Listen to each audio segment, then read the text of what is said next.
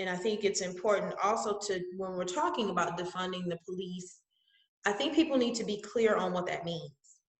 And one of the biggest pieces that people need to understand is that it's not just shrinking police budgets just for the sake of doing it. It's downsizing the police force, because if you look at most major municipalities, the police budget eats up the lion's share of that municipality's budget. I know for a fact that is true in Milwaukee.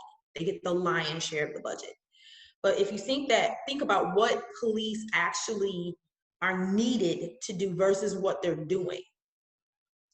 Violent crime is what, 5% of what they're called to? The rest are things that you don't necessarily need to send a cop to. And what I'm thinking of are issues where someone is having a mental health episode.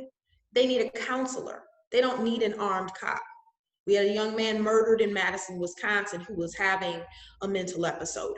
And I mean, this is something that is repeated around the country.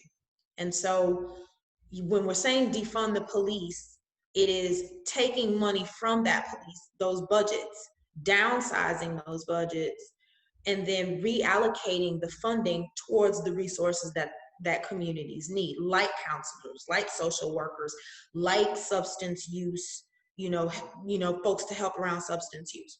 And so, I think it's just really important to lift that up so people know, because there's a lot of uncertainty around when you say defund the police. People get a little nervous. And so it's just downsizing the forces. So we're actually having the police that are there. You're able to root out the racists. You're able to root out the sadists.